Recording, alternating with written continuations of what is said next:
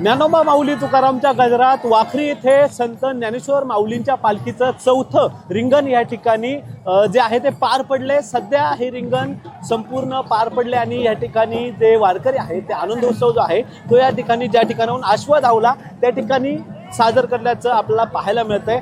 ज्या माऊलींनी संपूर्ण हा सोहळा अनुभवला अगदी जवळून, त्या माऊली आपल्या सोबत आहेत। नेमक्या त्यांच्या भावना काय आहेत आपण हे त्यांच्याकडून जाणून घेऊयात। कुठून आलात? कुठून आलात? कुठून आलात?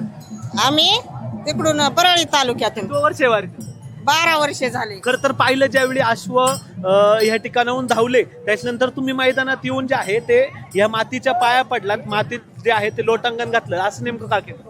नेमकं का केला? आनंद वाटतंय आम्हाला।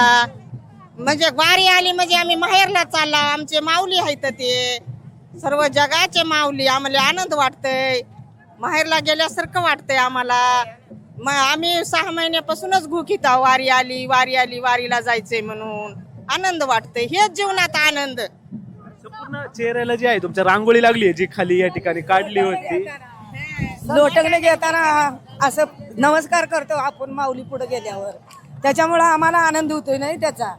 मग त्या असं हवस वाटते आपल्याला, असं माऊली आपली हितनं निघून गेली आपण हे करावं असं, म्हणून ह्या हौसेनं लोटंगणं घ्यायचं माऊली। कुठून आला माऊली? परभणी। काय वाटतंय आज संपूर्ण आशीर्वाद?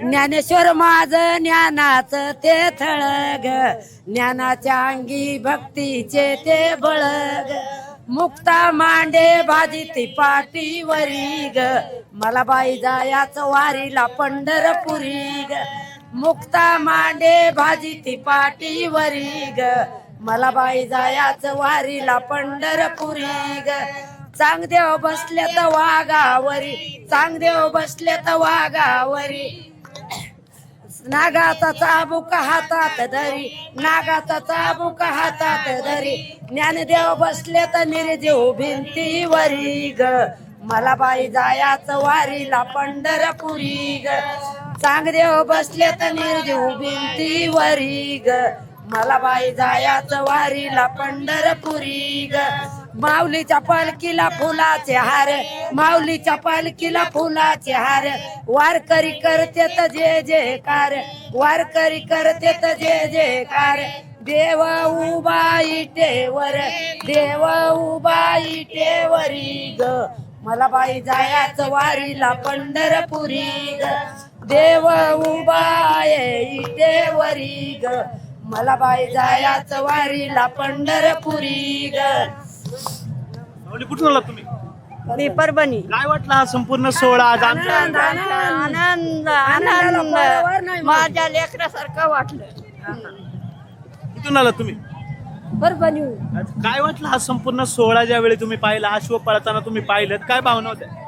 वाकडीच्या वड्यावरी पालख्या झाल्या जमा, बोलणी मुक्ताबाईनी वरती येऊ द्या थांबा, वाकडी बहु पुण्य केलं वाकडीच्या लोकांना, आल्या पालख्या झोपाला।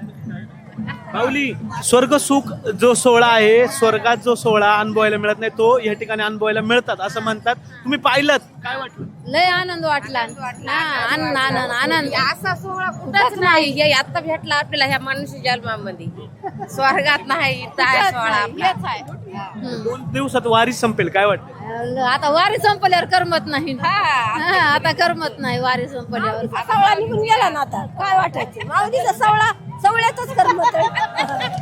एकंदरीतच जर आपण पाहिलं तर हे संपूर्ण वारकरी आहेत जे आनंद उत्सव या ठिकाणी साजरा करतायत। वाखरीचं शेवटचं गोल रिंगण जे आहे तो ज्ञानेश्वर माऊलींच्या पालखीचं पार पडलंय आणि ते रिंगण पार पडत असताना वारकऱ्यांनी जो आहे तो आनंद उत्सव साजरा केल्याचं संपूर्ण चित्र आपल्याला पाहायला मिळतंय।